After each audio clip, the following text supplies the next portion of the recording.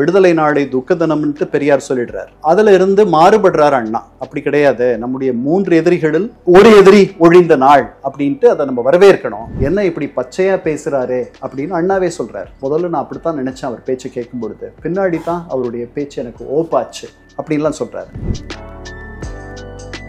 அது மாதிரி அவர் திமுகவை குறைத்து மதிப்பிட்டார். அண்ணாவனுடைய ஆற்றலையும் அவருடைய செல்வாக்கையும் வீச்சையும் அவர் மிக குறைவாக மதிப்பிட்டதனால் அவர் விழுந்து விட்டார். ஆனால் பிராமணர்கள் திமுகவை ஒரு பிராமண எதிர்ப்பு இயக்கமாக பார்த்த நேரத்தில் ராஜாஜி என்னுடைய பூணூலை பிடித்து கொண்டு நான் சொல்லுகிறேன், நீங்கள் திமுகவுக்கு வாக்களியுங்கள்னு சொன்னதெல்லாம் அந்த நேரத்தில் நடந்துச்சு. வாழ்நாளெல்லாம் என்னுடைய உழைப்பை தந்த ராமசாமி பெரியார் எனக்கு ஆதரவாக இல்லை. நான் என்னைக்குமே பெருசா எதையும் பண்ணாத இந்த ராமசாமி எனக்காக வாக்கு சேகரிக்கிறார் அப்படின்னு பேசியிருக்கார்.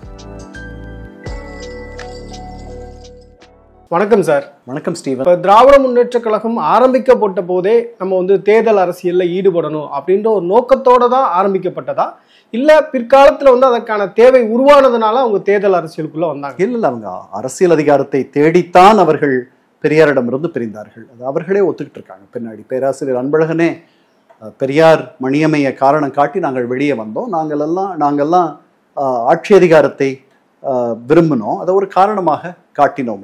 அதுக்கு ஒரு பெரிய அந்த பிரச்சாரம் பெரிதாக எடுபட்டது. ஏன்னா அதற்கு முன்பாகவே விடுதலை நாளை துக்க தினம்னு பெரியார் சொல்லிடுறார்.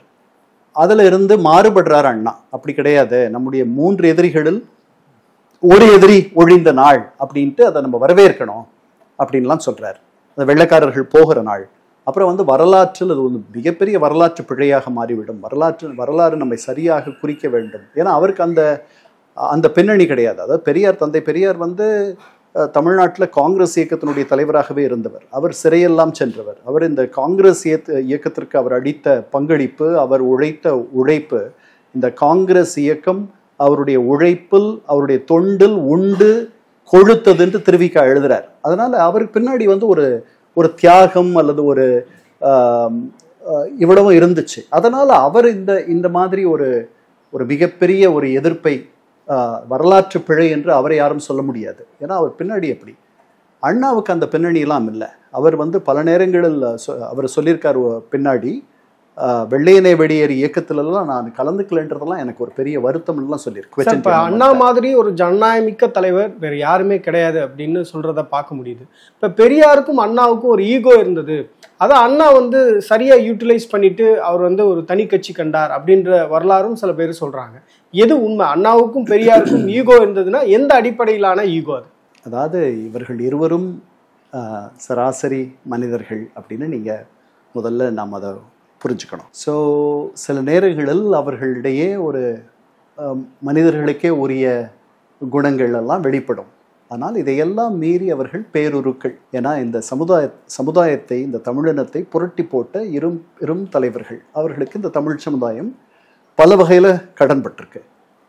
தந்தை பெரியாருக்கு கிடைத்த வரவேற்பை காட்டிலும் பேரறிஞர் அண்ணாவுக்கு மிகப்பெரிய ஒரு வரவேற்பை தமிழகம் தந்தது. அவர் போகிற இடமெல்லாம் கூட்டம் பொங்கி வழிந்தது. காரணம், அவர் ஒரு மிதவாதி. பெரியார் ஒரு ரேடிக்கல்.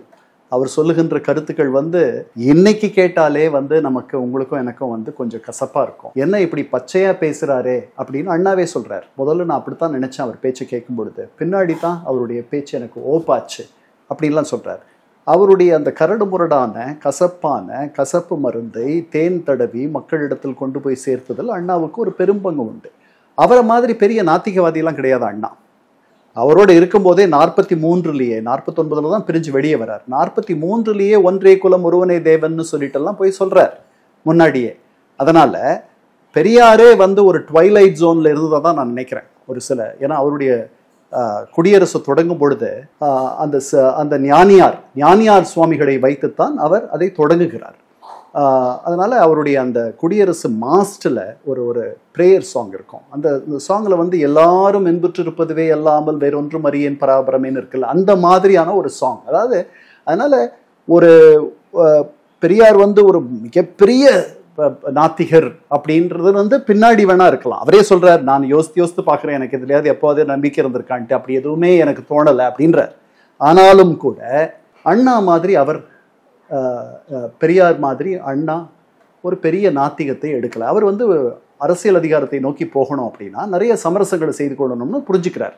அதனால வெளியே வரார். நாவலர் நெடுஞ்செழியன் சொல்றார், அண்ணாவுக்கு கிடைத்த வரவேற்பும் அண்ணாவின் பின்னாடி திரண்ட இந்த இளைஞர் பட்டாளமும் வந்து பெரியாரை கொஞ்சம் கலங்க வைத்ததுன்னு சொல்றார். அப்படி இருந்திருக்கலாம், நமக்கு தெரியல. பெரியாரால ஏன் வந்து அண்ணாவுடைய தம்பிகளையும் அண்ணாவையும் ஹோல்ட் பண்ண முடியல? அரசியல் அதிகாரம் வேண்டான்ட்டு அவங்க நினைக்கல, அவர் வேண்டான்ட்டு நினைச்சார். அவர் வந்து ஒரு பொது வாழ்வில் ஒரு துறவு வாழ்க்கையை மேற்கொண்டார். இவர்கள் அப்படி வாழ்வதற்கு அவர்கள் அதை துறவுன்னு நினைக்கல, அது தேவையும் இல்லைன்னு நினைச்சாங்க. அவங்க வந்து சுதந்திர இந்தியாவில் ஆட்சி அதிகாரத்திற்கு வந்தால் 4 நல்ல விஷயங்களை பண்ணலான்ட்டு அவங்க நினைச்சாங்க. ஆட்சி அதிகாரத்துக்கு வந்தால் 4 நல்ல விஷயம் பண்றதுக்கு நாம கெட்டு போக வேண்டியிருக்கோன்ட்டு பெரியார் நினைச்சார். அப்படி கெட்டு போக தயாரா இல்லை சார். இப்போ 1957 வந்து அறிஞர் அண்ணா அவர்கள் முதல் முறையாக சட்டப்பேரவைக்கு உள்ள போறாரு. அண்ணாவினுடைய உரைகளை பற்றி நம்ம நிறைய கேள்விப்பட்டிருக்கோம். குறிப்பாக அவருடைய நாடாளுமன்ற உரைகள், அவர் ராஜ்யசபா எம்பியா இருக்கும்போது அவர் பேசின விஷயங்கள்லாம் இன்னைக்கும் அரசியல்வாதிகள் ஒரு ரெஃபரன்ஸாக எடுத்து பேசுறதை பார்க்க முடியும். ஆனால் வந்து 1957 62 வரையும் சட்டமன்றத்தில் நிறைய விஷயங்களை வந்து அண்ணா பேசியிருக்காரு. அதை பற்றி யாருமே வந்து அதிகமாக பேசாததுக்கு என்ன காரணம்? இல்லை, அப்படி இல்லை. அதாவது 57 62 வரைக்கும் அண்ணாவினுடைய பேச்சுக்கள் நல்ல, நாங்கள் ஒரு விசித்திர கூட்டம்ன்ட்டு தான் முதல் கூட்டத்திலேயே சொல்கிறார். அவருடைய முதல் கன்னி பேச்சிலேயே சட்டமன்றத்தில் நாங்கள் ஒரு விசித்திர கூட்டம் அப்படின்னு திமுகவினரை அவர் வர்ணிக்கிறார். நாங்கள் விசித்திர கூட்டமாக உங்களுக்கு தெரியறதுக்கு காரணம் இந்த நாட்டினுடைய சூழல் விசித்திரமாக இருக்குன்ட்டுலாம் சொல்கிறார். அதனால் அதல்ல, அதாவது அவர் ராஜ்யசபா போன உடனே அவர் முதலில் ஆங்கிலத்தில் பேசினார். அது வந்து ஒரு பெரிய ஒரு மகிழ்ச்சியை தமிழர்களுக்கு தந்தது. அண்ணா ஸ்பீக்ஸ் அட் ராஜ்யசபான்னு சொல்லிட்டு நல்ல புத்தகம். அது இப்போ வந்து எளிமையாக எல்லா இடத்துலையும் கிடைக்கும், நீங்கள் பார்க்கலாம். நான் அந்த பேச்சுக்களை வந்து பலமுறை படிச்சிருக்கேன். ரொம்ப அழகான பேச்சுக்கள், ரொம்ப அதாவது குவிக் ஆன் த ஃபீட்னு சொல்லுவாங்கல்ல, அந்த நேரத்தில் அவ்வளவு சமயோசிதமாக பளீர் என்று அவர் சொல்லுகின்ற பதில்கள், ரெப்பாட்டின்னு சொல்லுவாங்க ஆங்கிலத்தில், அந்த மாதிரி அவரால் எதிர்வினை ஆற்ற முடியும். அவர் வந்து ஒரு பிரில்லியன்ட் மைண்ட், அதில் ஒன்றும் சந்தேகம் இல்லை. 57 62 வரைக்கும் அவர் பேசிய பேச்சுக்கள் நிறைய வந்து வெளியில் தெரிஞ்ச பேச்சுக்களே இருக்கு. ஃபார் இன்ஸ்டன்ஸ் பெரியாரை இந்த தேசிய அவமதிப்பு சட்டத்தின் கீழ் அவரை கைது செய்யக்கூடாதுன்னு பேரறிஞர் அண்ணா பேசினது வந்துட்டு நிறைய பேருக்கு தெரிஞ்ச ஒரு செய்தி. அதே மாதிரி மொழி பிரச்சனையாகட்டும், மற்ற செய்திகளில் அவர் பேசியிருக்கிறதெல்லாம் பதிவாக இருக்கு.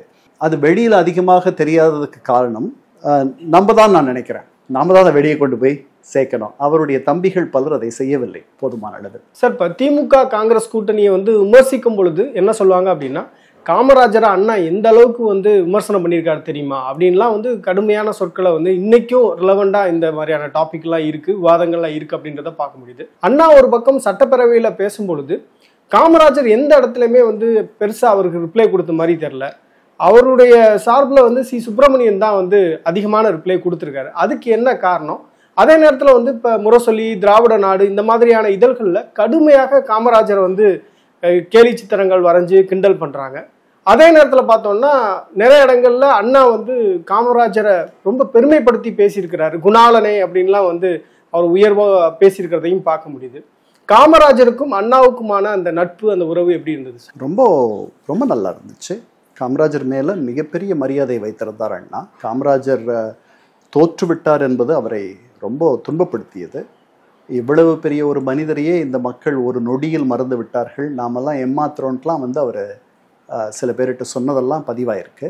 அதனால் காமராஜர் மேலே அவருக்கு ஒரு மிகப்பெரிய மரியாதை இருந்துச்சு. திராவிட நாட்டில் எனக்கு தெரிஞ்சு நான் பார்த்த வரைக்கும் கேலி சித்திரங்களில் அவரை நல்ல முறையில் தான் வரைந்திருந்ததாக நான் பார்க்கிறேன். முரசொலி மற்ற இதழ்களில் வந்துட்டு அவரை அந்த கேலி சித்திரங்கள் அவரை கொஞ்சம் அந்த அந்த உருவமே அவருக்கு பொருந்தாத, அது ஒரு உண்மையிலேயே ரொம்ப கேலி பண்ணக்கூடிய சித்திரமாகத்தான் அது இருக்கும். அண்ணா அப்படி இல்லை. அவரை வந்து அவருடைய பல்லடம்னு நினைக்கிறேன் அந்த இடம் பேர், அந்த இடத்துக்கு வந்து கூப்பிட்டு போகிறார். அவர் அசம்பிளி மெம்பராக இருக்கும் பொழுது 57 62 முதலமைச்சர் காமராஜர் வருகிறார். அவரை வந்து நம்ம திமுகவினராக வரவேற்கக்கூடாது, இந்த தொகுதி மக்களாக வரவேற்கணும்லாம் சொல்லிட்டு காஞ்சிபுரத்துக்குள்ளே வர ஒரு சின்ன கிராமம், தார தப்பட்ட அது இதுன்னு சொல்லி காமராஜர் அழைச்சிட்டு போய் அவ்வளவு பெருமைப்படுத்தி பேசுகிறார். அதெல்லாம் பதிவில் இருக்குது. அதே மாதிரி உங்களுக்கு 55 கடைசியில் நவம்பர் டிசம்பரில் ஒரு பெரும் புயல் வந்து பல ஆயிரக்கணக்கான மரங்கள் தஞ்சாவூர் திருச்சியில் விழுந்துருது. அதுக்கப்புறம் பல கால்நடைகள், ஆயிரக்கணக்கில் கால்நடைகள் மடிந்து போகின்றன. உடனே அந்த இடத்துக்கு காமராஜர் போயிடுறாரு. போயிட்டு அது தொடர்பாக ஒரு கடிதம் எழுதியிருக்கார் அண்ணா. 55 நடக்குது இது. இந்த கடிதம் 56 தொடக்கம் அல்லது 55 இறுதியில் இருக்கும். அந்த கடிதத்தில் ஒரு 2 பேராகிராஃப் இருக்கும். இவர் அல்லவோ மக்கள் தலைவர் என்று சொல்லுவார். இவர் மாதிரி இருக்கணும். போய் அங்கே நிற்கிறார். அது நீங்கள் படிச்சிங்கன்னா அவ்வளவு ஒரு சிலாகிப்பு. அதனால பெருந்தலைவர் மீது அவருக்கு எப்போதுமே ஒரு பெரிய மரியாதை இருந்தது. அதனால தான் அவர் முதலமைச்சர் ஆன பிறகு என்ன பண்றாரு, காமராஜர் சட்டமன்றத்தில் தோற்று போய் கன்னியாகுமரி நாகர்கோவிலில் அவர் நாடாளுமன்றத்திற்கு நிற்கிறார். அவரை எதிர்த்து சுதந்திரா கட்சி, நம்ம திராவிட முன்னேற்ற கழகத்தினுடைய கூட்டணி, ராஜாஜியோட கட்சி, அவர்கள் ஒரு டாக்டர் மத்தாயஸ்ன்னு சொல்லிட்டு ஒரு வேட்பாளரை எடுத்துக்கிறார்கள். அவர் பிரச்சாரத்துக்கு போகல. அவர்களுக்கு ஆதரவாக கலைஞர் கருணாநிதி தான் அந்த பிரச்சாரத்தை முன்னெடுத்தார். கடைசி வரைக்கும் போக மாட்டேன்ட்டார். அதனால கலைஞர் கருணாநிதி என்ன பண்ணார், அவர்கிட்ட இருந்து ஒரு ஆடியோ ரெக்கார்ட் வாங்கி அதை கொண்டு போய் அங்க அவர்கள் ஒலிக்க செய்தார்கள். அதனால காமராஜர் அதுல வென்றார். மீண்டும் நாடாளுமன்றத்திற்கு சென்றார். அதெல்லாம் நடந்துச்சு. பெருந்தலைவர் காமராஜர் மீது அவருக்கு பெரிய மரியாதை இருந்தது. குணாளா குலக்கொழுந்தே அப்படின்னு சொன்னது காமராஜர் இங்கே குடியாத்தம் தொகுதியில் அவர் 54 முதலமைச்சராக வந்த பொழுது முதல் தேர்தலில் நின்று அவர் வரவேண்டியிருந்துச்சு. அந்த தேர்தலில் அவருக்கு ஆதரவாக அவர் அவர் சொன்ன வார்த்தைகள் தான் குணாளா குலக்கொழுந்தே அப்படின்றது. காமராஜர் மீது அண்ணாவுக்கு பெரிய மரியாதை இருந்தது அப்படின்னு சொல்றீங்க. காமராஜர் அண்ணாவை எப்படி பார்த்தார்? அவர் குறைத்து மதிப்பிட்டார். அவர் அரசியல் ரீதியாக இவர்கள் எல்லாம் பெரிய எதிரிகள், இவர்கள் போட்டியாளர்கள், தன்னை வீழ்த்தி விடுவார்கள் என்றெல்லாம் அவர் எண்ணவில்லை. அப்புறம் நீங்க சொன்னீங்க சட்டமன்றத்தில் இவருக்கு ஒன்றும் பெருசா பதில் சொன்ன மாதிரி தெரியலன்ட்டு. Kamarajar is a man of few words, is a man of action. அதனால அவர் மொத்தமே சட்டமன்றத்தில் ஏதோ ஒரு 9 முறை தான் என்னமோ பேசினதா சில பேர் சொல்லுவாங்க. எனக்கு தெரியல அது உண்மையா இருக்குமான்ட்டு. ஏன்னா அவர் 9 ஆண்டுகள் முதல்வராக இருந்தார். அப்போ 9 முறை தான் பேசினார்னா ஒரு ஆண்டுக்கு ஒரு முறை தான் பேசினார்ன்ற மாதிரி ஆயிடும். அப்படி இல்லை. அவருக்கு 3 பெரிய தளபதிகள் கிடைத்தார்கள். அதுல 3 பெரிய தளபதிகளில் மிக முதன்மையானவர் சி. சுப்பிரமணியம். அவர் தான் அவை முன்னவர், லீடர் ஆஃப் த ஹவுஸ். அவர் பல அந்த சட்டமன்றத்தில் பதில் சொல்வது, எதிர்கட்சிகளுக்கு பதில் சொல்வது, அப்புறம் கொள்கை தீர்மானங்களை வடிப்பது, படிப்பது, இது எல்லாமே அவர் செஞ்சார். அதுல ஹி வாஸ் வெரி கம்ஃபர்டபுள். அவர் டெலிகேட் பண்ணிட்டார். அதே மாதிரி பின்னாடி அவருக்கு பக்தவத்சலம் வந்தார். அதே மாதிரி ஆர் வெங்கட்ராமன். இந்த 3 பேரும் அவருடைய நிர்வாக சுமையை பெருமளவு குறைப்பதிலும் சட்டமன்ற நடவடிக்கைகளில் பெருமளவு பங்கேற்பதிலும் அவருடைய குரலாக ஒலிப்பதிலும் முதன்மையாக நின்றார்கள். அதனால அவர் நிறைய பேசல, அவ்வளவுதான். அண்ணாவை அவர் குறைவாக மதிப்பிட்டார். இவர்கள்லாம் பெரிய போட்டியாளர்கள் இல்லை, தனக்கு பெரிய போட்டி என்பது மூதறிஞர் ராஜாஜி தான் அப்படின்னு. ராஜாஜி அவரோட 25 வருஷம் பெரியவர். ஆனால் அவரைத்தான் இவர் போட்டியாக நினைத்தார். அது நான் எப்பவும் அடிக்கடி சொல்ற மாதிரி, கார்ல நீங்க பிளைண்ட் சைடுன்னு சொல்லுவோம். ஒரு இடத்துல தெரியாது, ஒரு உங்க கண்ணாடி ஒரு இடம் தப்பும் கண்ணாடியில, அந்த இடத்துக்கு பேர் பிளைண்ட் சைடுன்னு பேர். அது மாதிரி அவர் திமுகவை குறைத்து மதிப்பிட்டார். அண்ணாவனுடைய ஆற்றலையும் அவருடைய செல்வாக்கையும் வீச்சையும் அவர் மிக குறைவாக மதிப்பிட்டதனால் அவர் விழுந்து விட்டார். சார், இப்போ அண்ணாவுடைய தேர்தல் வியூகத்தை பத்தி கொஞ்சம் பேசணும்னு நினைக்கிறேன். இப்போ 1962 தேர்தலில் போட்டியிடறாரு, தோல்வி அடைகிறாரு. அதுக்கு பிறகு அவர் ராஜ்யசபாவுக்கு அனுப்புறாங்க. 50 சட்டமன்ற தொகுதிகளை திமுக வெல்லுது அப்படின்றதெல்லாம் பார்க்கும். அண்ணாவுடைய அந்த வேட்பாளர் தேர்வு அப்படின்றது எப்படி சார் இருக்கும்? இன்னைக்கு பாத்தீங்க அப்படின்னா சமூக ரீதியாக ஒவ்வொரு வேட்பாளர்களையும் எல்லா கட்சியுமே நிறுத்துறாங்க. அப்ப அந்த காலத்துல அவருடைய தேர்வு அப்படின்றது எப்படி இருந்தது? தொடக்க காலங்களில் சமூகம் என்பது ஒரு பெரிய ஒரு ஃபேக்டராக இல்லை, ஒரு மையப்புள்ளியாகலாம் இல்லை. ஏன்னா இந்த இயக்கத்தில் சேர்ந்தவர்கள் பெரிய சமுதாயங்களிலிருந்து, பெரிய இடங்களிலிருந்து வந்தவர்கள் அல்ல. அவர்கள் பல சமுதாயங்களிலிருந்து வந்தார்கள். ஆனால் அவர்கள் எளிய பின்னணியை சேர்ந்தவர்கள். அதனால ஒரு பெரிய சமுதாய பின்னணிலாம் கிடையாது. அப்புறம் சமுதாய பின்னணி பெரும்பாலும் காங்கிரஸ் வேட்பாளர்களுக்கு இருந்தது. பெருமளவில் சமுதாயத்தினுடைய ஆதரவும் அவர்களுக்கே இருந்தது. அதனால அங்க போயிட்டு ஒரு எக்ஸ் வகுப்பை சேர்ந்தவரை நீங்க போடுறதுனால உங்களுக்கு அந்த ஓட்டு கிடைக்கும்ன்ற கணிப்பெல்லாம் 57 தேர்தலில் பெரிதாக அதெல்லாம் ஒரு சிந்தனைக்கு வராத ஒரு நேரம். 62 வீரபாண்டி ஆறுமுகம் நிற்கிறார். வீரபாண்டி ஆறுமுகம் சொல்றார், பழைய மறைந்த அமைச்சர், அவர் சொல்றாரு, அந்த தேர்தலில் அங்க பெரும்பான்மையாக இருப்பவர்கள் வன்னிய கவுண்டர்கள் நினைக்கிறேன். வீரபாண்டி அந்த தொகுதியில் சேலம் 2-1. அங்கே வந்து இவர்கள் திமுக சார்பில் அங்கே நிற்பது 57 62 எனக்கு தெரியல, நிற்பது பெரும்பான்மை சமூகத்தை சேர்ந்தவர் அல்ல, வேற யாரோ ஒரு சிறுபான்மை சமூகத்தை சேர்ந்தவர் தோற்று போகிறார். அதனால் அதெல்லாம் வந்து ஒரு முக்கியமான காரணம் இல்லை. ஆனால் 67 தேர்தல் வரும்போது அதெல்லாம் முக்கியமான ஃபேக்டரா மாறிடுது. ஏன்னா இவர்கள் வெற்றி முகத்தை நோக்கி நகர்ந்து கொண்டிருக்கோம். 67 வரும்பொழுது நாவலரே சொல்றாரு, சமூகம் எல்லாம் அவங்க பார்க்க வேண்டிய ஒரு சூழல் இருக்குன்னு சொல்றாரு. அதனால இதை வந்து இதுதான் யதார்த்தம், இதுதான் நிதர்சனம். இதை மீறி ஒரு கேண்டிடேட்டை போட்டு நீங்க ஜெயிக்கணும் அப்படின்னா நீங்க ஒன்று எம்ஜிஆரா இருக்கணும், இல்லை ஜெயலலிதாவா இருக்கணும். சார், இப்போ 1949 தொடங்கப்பட்ட திமுக அன்னைக்கு வந்து ஒரு பெரிய புரட்சியெல்லாம் இல்லை, ஒரு தேர்தல் அரசியலை நம்ம ஈடுபடணும் அப்படின்ற ஒரு ஆசையோட, அதே மாதிரி இப்போ பெரியாரோட சில முரண்பாடுகளோட அந்த கட்சி தொடங்கப்படுது அப்படின்றது தான் அதோடைய தொடக்க புள்ளி. ஆனால் பார்த்தீங்க அப்படின்னா இன்னைக்கும் வந்து ஒரு அரசியல் கட்சிக்கு ஒரு எக்ஸாம்பிளாக இருக்கிறது அப்படின்றது திமுக தான்.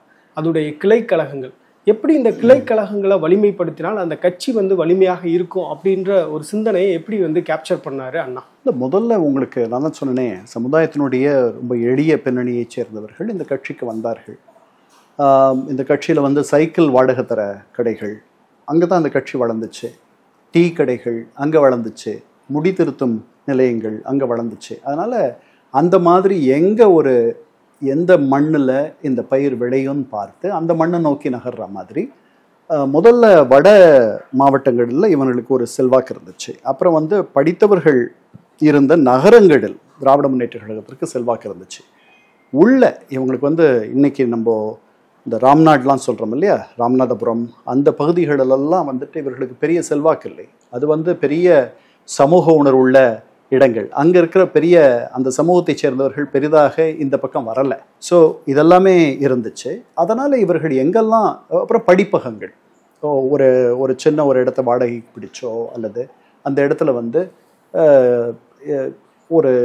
இவங்களுடைய கொடி போட்டு அதுக்கு முத்தமிழ் மன்றம் அல்லது அந்த மாதிரி ஏதாவது பேர் வச்சுட்டு இந்த உணர்வு உள்ளவர்கள் மாலை நேரங்களில் வருவார்கள். அப்போ இவங்களுடைய சார்பு பத்திரிகைகள் முரசொலியிலிருந்து திராவிட நாட்டிலிருந்து நிறைய இந்த திராவிட முன்னேற்ற கழகத்தைச் சேர்ந்தவர்கள், பல முன்னணி தலைவர்கள், பல ஏடுகளை நடத்தியவர்கள், வார ஏடுகள், திங்களிதழ், இந்த மாதிரிலாம் அதெல்லாம் வரும். அதை உட்காந்து படிக்கிறது, அதை பார்க்கறது, வைக்கிறது, ஒருத்தர் கலந்து பேசுறது, இதெல்லாம் நடந்துச்சு. இப்படித்தான் வளர்ந்துச்சு. அப்புறம் ஒவ்வொருத்தருக்கும் அவர்களுக்கு ஒரு முக்கியத்துவம் வர ஆரம்பிச்சது. இவர் வந்து இந்த சுனாமானா அப்படின்னா சுயமரியாதைக்காரர் அப்படின்ட்டு ஒரு காலத்தில் இருந்தது மாதிரி திமுக அப்படின்னா அது ஒரு பெரிய அந்தஸ்தும் ஒரு மரியாதையும் ஒன்றும் ஒரு பின்னணி பெரிதாக இல்லாத குடும்பங்களைச் சேர்ந்தவர்களுக்கு அது ஒரு பெரிய ஒரு கிறக்கத்தையும் மயக்கத்தையும் தந்துச்சு. அப்போ பெரிய தலைவர்களை அழைத்து வந்து கூட்டங்கள் போடும் பொழுது அவர்கள் இவர்களுக்கு துண்டு போடுவதும், இவர்கள் அவர்களுக்கு துண்டு போட்டு அவர்களை சரிசமமாக நடத்துவதும், அவர்களுடைய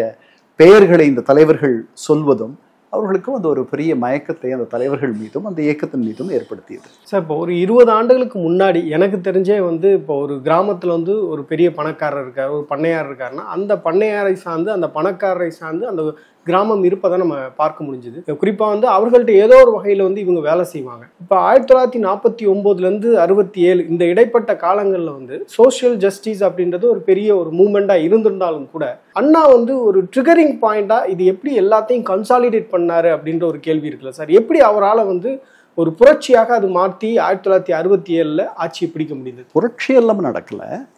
அதாவது நம்ம இப்போ போன ஆண்டு நடந்ததை பார்த்தாலே நமக்கு தெரியும். 20 ஆண்டுகள் ஒரு நல்ல ஆட்சியை தந்தார் நவீன் பட்நாயக். அவரை வீட்டுக்கு அனுப்பிச்சிட்டாங்க மக்கள். அதனால அப்படியெல்லாம் ஒன்றும் கிடையாது, புரட்சியெல்லாம் இல்லை. அதாவது இது எளியவர்கள் வந்து அவர்கள் ஏற்றம் பெறுவதற்கான தருணம் வந்துருச்சு. நிறைய எளியவர்கள், அதாவது காமராஜரே ரொம்ப எளியவர் தான். அவர் ஒரு பெரிய இடத்துக்கு வரார்.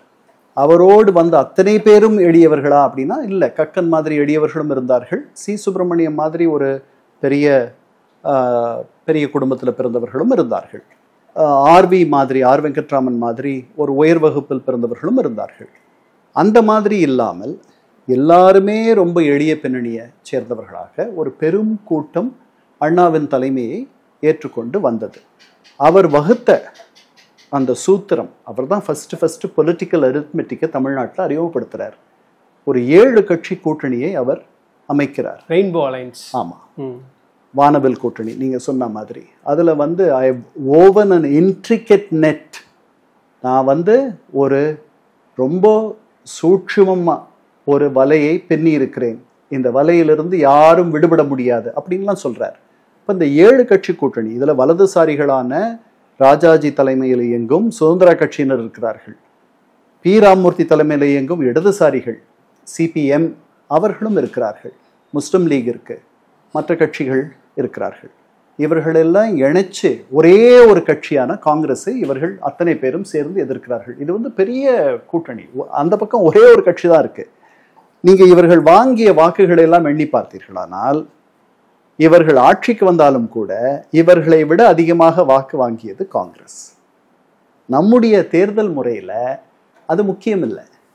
நீங்க ஒரு தொகுதியில ஒரு வாக்கு கூட வாங்கினாலும் வென்றிடலாம். அப்படித்தான் இவர்களுடைய வெற்றி பல இடங்களில் அமைந்தது. ஆனால் மொத்த வாக்குகளை நீங்கள் எண்ணி பார்த்தால் இந்த 7 கட்சிகள் சேர்ந்து வாங்கிய வாக்குகளை விட 1% என்னமோ கூடுதலாக காங்கிரஸ் வாங்கியது. அதனால புரட்சியெல்லாம் நடக்கல.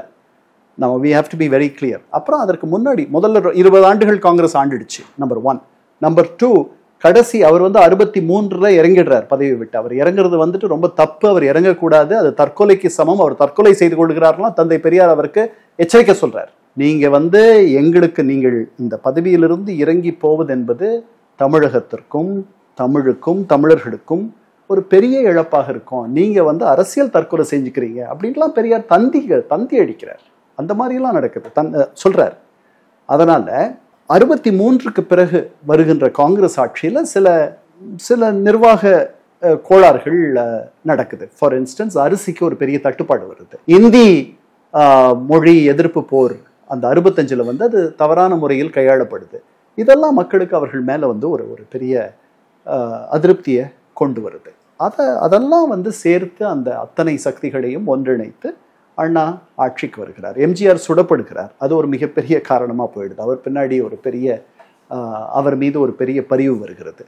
ஸோ இதெல்லாம் சேர்ந்து சார், இப்போ நம்ம கேள்விப்படுறது எல்லாமே ஒன் சைட் ஆஃப் த ஸ்டோரியாக இருக்குது. உதாரணத்துக்கு இப்போ ரெயின்போ அலைன்ஸ் சொன்னீங்க. இப்போ ரெயின்போ அலைன்ஸ்னால தான் வந்து 1967 அண்ணாவால் ஆட்சியை பிடிக்க முடிஞ்சது அப்படின்றது இருக்குது. இப்போ திமுக காரர்களோ இல்லை திராவிட இயக்கங்கள்லேருந்து வரக்கூடியவங்களோ வந்து சொல்லக்கூடிய விஷயம் என்னன்னா, அண்ணாவுடைய கேம்பெயின் அந்த காலகட்டத்தில் என்னவா இருந்தது. இப்போ அந்த ரெயின்போ அலைன்ஸில் இருக்கக்கூடிய மீதி கட்சிகள் இருக்காங்களோ, ஸோ அப்போ அவர்களுடைய கேம்பெயின் மெத்தட் என்னவா இருந்தது, அந்த 1967 எலெக்ஷனில் ஆட்சியை பிடிப்பதற்கு என்ன மாதிரியான பிரச்சார யுத்திகள் அன்னைக்கு சூழல்ல இருந்தது? இல்லை, திராவிட முன்னேற்ற கழகம் வந்து பிரச்சாரத்தில் அவர்கள் வந்து பெரிய முன்னோடிகள். அவர்கள் பிரச்சார முறைகளெல்லாம் முதன்முறையாக அவர்கள் தான் துண்டு பிரசுரம் அடித்து தருவது, அப்புறம் ஒலி நாடாவில் பேச்சுக்களை பதிவு செய்து எல்லா இடங்கள்லையும் அந்த பதிவை கொண்டு போய் போட்டு காட்டுறது, கேட்க வைக்கிறது, அப்புறம் கூட்டங்கள், சைக்கிள் பேரணிகள், இதெல்லாம் வந்து அவர்கள் கொண்டு வந்த பல யுக்திகள்.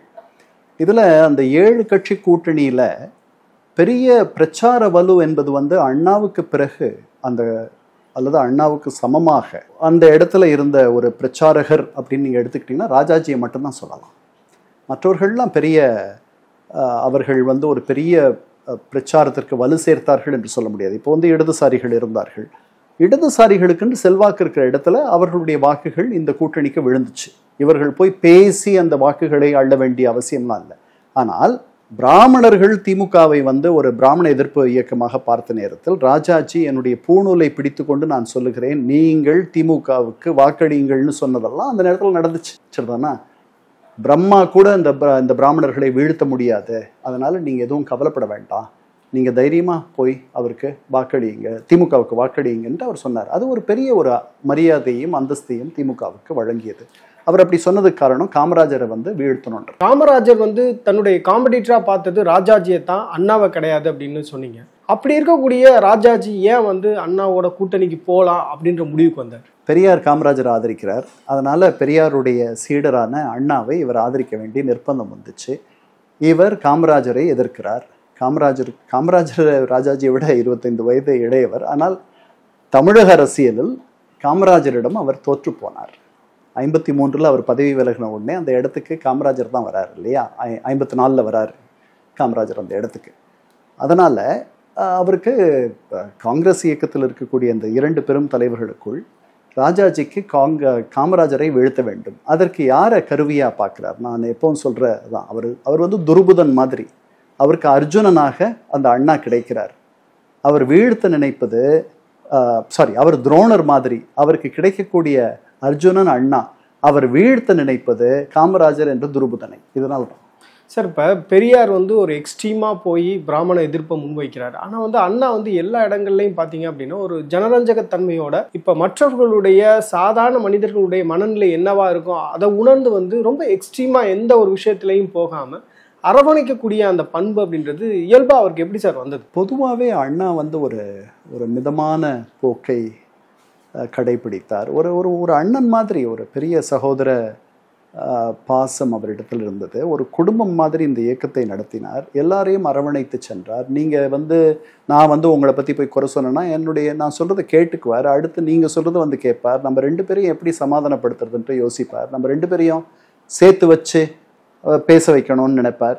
இந்த மாதிரியான ஒரு ஒரு மனப்பாங்கு அவருக்கு தொடக்கத்துல இருந்தே இருந்துச்சு. அவர் வந்து ரொம்ப தீவிரமாக பெரியாரை எதிர்ப்பதுன்ட்டு ஒரு முடிவுக்கு கூட அவர் எடுத்த உடனே வந்ததாலாம் நான் நினைக்கல. கட்சி ஆரம்பிக்கணுன்ற எண்ணம் கூட அவருக்கு எடுத்த உடனே இல்லை. 9 வாரங்களுக்கு பிறகுதான் பல பேருடைய வற்புறுத்தலின் பேரில், குறிப்பாக சொல்லின் செல்வர் சம்பத், அதுக்கப்புறம் NV நடராஜன், இவர்களுடைய வற்புறுத்தலின் பேரில் தான் ஆரம்பிக்கிறார். அது வந்து ஒரு இயல்பாக அவரிடத்தில் அமைந்த ஒரு குணம். அந்த பெயரும் அவருக்கு அதுக்கேற்ற மாதிரி அமைஞ்சது. அதனால எல்லாரும் அண்ணா அண்ணா என்று அவரை ஒரு மூத்த அண்ணனாகவே பாவித்தார்கள். தந்தை பெரியாரை அவர் கடுமையாக எப்போதும் சொன்னதில்லை, எதுவும் சொன்னதில்லை.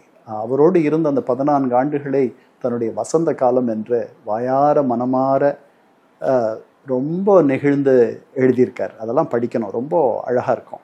அதனால் பெரியாரை அவர் ஒரு தந்தையாக பார்த்தார். ஆனால் பெரியார் தன்னுடைய வளர்ச்சிக்கு ஒரு துணையாக ஒரு அளவுக்கு மேல் இல்லை என்பதை அவர் புரிந்து கொள்கிறார். அதை 2 இடத்துல பதிகிறார். 57 தேர்தலில் சர் ராமசாமி முதலியார், ஆற்காடு ராமசாமி முதலியார், அவர் வந்து நான் நினைக்கிறேன் கொச்சியோ அல்லது திருவான்கூர் திவானா இருந்தவர், அண்ணாவனுடைய தேர்தல் பிரச்சாரத்திற்கு வருகிறார். அப்போ வரும்பொழுது, நான் வாழ்நாளெல்லாம் என்னுடைய உழைப்பை தந்த ராமசாமி பெரியார் எனக்கு ஆதரவாக இல்லை, நான் என்றைக்குமே பெருசாக எந்த எதையும் வந்து பண்ணாத இந்த ராமசாமி எனக்காக வந்து வாக்கு சேகரிக்கிறார் அப்படின்னு பேசியிருக்கார். அதே மாதிரி 62 ராஜாஜியை பற்றி பேசும்பொழுதும் கூட, நான் யாருக்காக என்னுடைய உழைப்பையெல்லாம் கொடுத்தனோ அவர் நான் வீழணும்னு நினைக்கிறாரு, நான் யாரை என்னுடைய மூச்சை பிடிச்சிக்கிட்டு எதிர்த்தனோ அவர் வந்து இன்னைக்கு எனக்காக இதை பண்ணுறாரு, இது அவர் பண்ணுறது வந்து நிஷ்காமிய கர்மம், எந்த பலனும் பிரதிபலனும் எதிர்பாராமல் அவர் செய்வதன் ராஜாஜியை அவ்வளோ உயர்த்தியும் தந்தை பெரியாரின் மீது தனக்கு இருக்கக்கூடிய வேதனையையும் ஏமாற்றத்தையும் பதிகிறார். அதனால் அண்ணா இயல்பாகவே ஒரு நல்ல ஒரு பெரிய மனது இருந்தது. தந்தை பெரியார் வந்து ஒரு பெரிய ஆலமரம், ஒரு பெரிய விருட்சம். அந்த விருட்சத்தின் கீழ் உங்களுக்கு அதனுடைய விழுதுகளாக நீங்கள் வரலாம், ஆலமரத்தின் கீழ் வேறு மரங்கள் வர முடியாது. அதை இவர்கள் தொடக்கத்திலே புரிஞ்சுக்கிறார். சார், இப்போ அண்ணாவை பற்றி பேசும்பொழுது எல்லாருமே சொல்கிறது என்னன்னா, அவர் வந்து ஒரு நல்ல கல்வியாளர், ஆட்சியாளர், இதை தாண்டி வந்து ஒரு ஸ்டேட்ஸ்மேன் அப்படின்னு சொல்லுவாங்க. அப்படி சொல்கிறதுக்கு என்ன முக்கியமான காரணம்? ஒரே ஒரு உதாரணம் மட்டும் சொல்கிறேன். அவர் வந்து நிறையா கனிந்து போகிறார். ஒரு ஆட்சிக்கு வரும்பொழுது நிறையா அவர் ரொம்ப கனிந்து போய் அந்த கடைசி அவருடைய அந்த 2 ஆண்டுகளில் அண்ணா வந்து ஒரு ரொம்ப பக்குவப்பட்டுடுறார். அவருடைய பேச்சு எல்லாமே. தொடக்கத்தில் அவர் முதல்வராக சட்டமன்றத்தில் அவர் பேசுவதெல்லாம் ரொம்ப டிஃபென்சிவாக இருக்கும். தங்களை என்ன இப்படி எங்களை சொல்லிட்டீங்களே அப்படின்ற மாதிரி வந்து அதற்கு பதில் சொல்வது போல் இருக்கும். ஆனால் போக போக அவருடைய பேச்சும் அவருடைய நடவடிக்கைகளும் ஒரு மிகப்பெரிய கனிந்த ஒரு தேர்ந்த அரசியல் தலைவரை நமக்கு காட்டியது. அதனால தான் அவர் ஸ்டேட்ஸ்மென்னு சொல்கிறோம். ஒரே ஒரு உதாரணம் சொல்கிறேன்னு சொன்னேன். அந்த உதாரணம் என்னென்னா, கச்சத்தீவு பற்றி பிரச்சனை வருது அவர் காலத்திலேயே. அவர் சட்டமன்றத்தில் சொல்கிறார், இதை பற்றி பேச வேண்டாம், இது வந்து ஒரு டெலிகேட் சப்ஜெக்ட், இது வெளிவிவகாரத்துறையை சேர்ந்த ஒரு டெலிகேட் சப்ஜெக்ட், இதை தொடர்பாக எங்கிட்ட சில தகவல்களை கேட்டிருக்காங்க மத்திய அரசு, பட் இதை பற்றி நம்ம இங்கே விவாதிக்க வேண்டாம் அப்படின்னு சொல்கிறார். இங்கே யோசித்து பாருங்கள், ஒரு முதல்வர், தமிழக முதல்வர், கச்சத்தீவு தமிழகத்தோடு சேர்ந்தது அப்படின்னு நினைக்கக்கூடிய ஒரு இயக்கத்தினுடைய தலைவர், அவர் மத்திய அரசுக்கு ஒரு சங்கடத்தை ஏற்படுத்தி விடக்கூடாது, இந்த அந்நிய வெளி விவகாரத்துல வந்துட்டு நெளிவு சுழிவுகள்லாம் இருக்கும், விட்டு கொடுக்க வேண்டியதெல்லாம் இருக்கும் அப்படின்லாம் அவருக்கு தெரிஞ்சிருக்கு. அதனால தான் இதை விவாதிக்க வேண்டாம்னு சொல்றாரு. அதனால he was a statesman. Sir, இப்போ அண்ணா வந்து 1949 திமுக ஆரம்பிச்சு அவர் வந்து 67 ஆட்சியை பிடிக்கிறார். கிட்டத்தட்ட ஒரு 18 ஆண்டுகள் திமுகவுடைய முகமாக அவர் இருந்திருக்கிறார். 23 மாதங்கள் தமிழ்நாட்டுடைய முதலமைச்சராக இருந்திருக்கிறார்.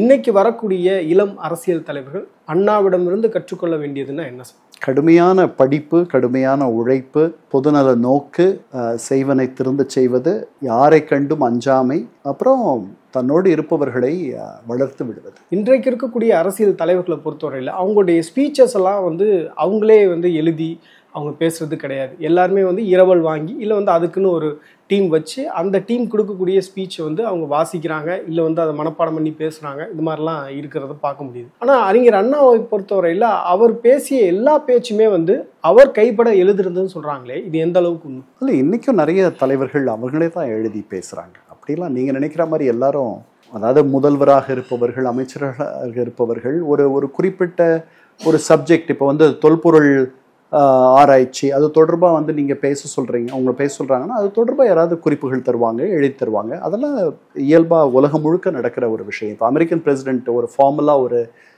பேச்சு பேசுகிறாரு, ஸ்பீச் தராரு அப்படின்னா அது வந்து அவருடைய ஸ்பீச் ரைட்டர்ஸ் எழுதி தர்றது. இது எல்லாருக்கும் தெரிஞ்சது தான். ஆனால் அவர் பேரில் தான் வரும் அந்த பேச்சு, நாளைக்கு தொகுத்து வழங்குறாங்க அப்படின்னா. அதே மாதிரி தான் நம்முடைய பிரைம் மினிஸ்டரும் சரி, நம்முடைய சீஃப் மினிஸ்டரும் சரி, முக்கியமான அவர் வந்து இன்னைக்கு ஃபிலட்டலி கிளப், அதாவது இந்த ஸ்டாம்ப் சேகரிப்பவர்கள், அது தொடர்பாக ஃபிலட்டலி டே அந்த நாளை குறிப்பதற்காக முதல்வர் பேசுகிறார் என்றால் அது தொடர்பாக அவருக்கு வந்து ஒரு பேச்சை ரெடி பண்ணி கொடுப்பாங்க. அதில் ஒன்றும் தப்பு கிடையாது. பொதுவெளியில், பொது வாழ்க்கையில், அரசியலில் பேசுபவர்கள் பெரும்பாலான தமிழ் தலைவர்கள் வந்து அவர்களே எழுதி அவர்களே சிந்தித்து தான் பேசுவதாக நான் எண்ணுகிறேன்.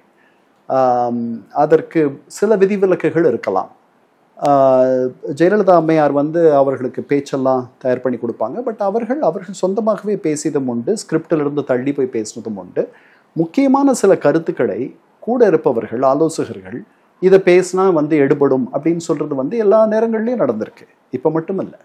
ஸோ இப்போ வந்து அது அதிகமாக நடக்குது. அதை வந்து ப்ரொஃபஷ்னலாக செய்யக்கூடிய ஒரு டீமே வந்துருச்சு. அதற்கு நீங்கள் விலை கொடுத்து அவர்களுக்கு சம்பளம் பேசி அவர்களை நியமித்து நீங்கள் என்ன பேசணும், எப்படி என்ன சட்டை போடணுன்ற அளவுக்கு சொல்லிக் கொடுக்குறவங்கலாம் வந்துட்டாங்க. அது வந்து நாம் எந்த அளவுக்கு மக்களிடத்துல தள்ளி வந்துட்டு இருக்கோம்னு தெரியுது. அறிஞர் அண்ணாவை பொறுத்தவரையில் திறமையான நபர்கள் யார் அப்படின்றத ஐடென்டிஃபை பண்ணி அவங்களுக்கு பொறுப்புகள் கொடுப்பதும் அவங்கள்ட்ட வந்து அந்த வேலையை ஒப்படைப்பதும் அப்படின்றது அவருக்கு கைவந்த கலை அப்படின்னு சொல்றாங்க. நிறைய தம்பிகள் அவர் வசம் இருந்தாங்க, அவங்களுக்கு சரியான ஒர்க்கை வந்து அலோகேட் பண்ணார். தன்னுடைய இறப்புக்கு பிறகு இவர்தான் கட்சியினுடைய தலைவராக வேண்டும் அப்படிப்பட்ட அபிப்பிராயம் அவருக்கு இருந்ததா, இல்ல செலக்டிவா வந்து இவர்தான் வரணும் அப்படின்ற ஒரு எண்ண ஓட்டம் அவருக்கு? இல்ல, அவருக்கு அதெல்லாம் இல்லை. இயல்பா வரணும்னு தான் நினைச்சிருப்பாருன்னு நினைக்கிறேன் நான். ஏன்னா அவர் நலிவுற்று ரொம்ப நாள் இருந்தார். அப்போ யாரையும் அவரை அடையாளப்படுத்தலை. அதனால அது வந்து அவருக்கு பின்னாடி ஒரு சிக்கலாக அது வரும்ன்ட்டு அவர் நினைச்சிருக்கலாம். அது அவர் பதியலை, சொல்லலை, நமக்கு தெரியாது. அவருக்கு அப்படி இல்லை, எம்ஜிஆருக்கு அப்படி இல்லை, எந்த தலைவருக்குமே, பெரும்பாலான தலைவர்களுக்கு அப்படி எல்லாம் இருப்பதில்லை. அப்படித்தான் நான் பார்க்குறேன். நேரு என்ன சொல்லிட்டா போனார், எனக்கு பிறகு இவர் வரணும்ன்ட்டு, அப்படிலாம் இல்லை. அதனால அவர் மட்டும் ஏன் சொல்லலைன்ட்டு நம்ம நினைக்க வேண்டிய அவசியம் இல்லை. நிறைய விஷயங்கள் பேசியிருக்கோம் சார். தேங்க்யூ. Thank you Steven.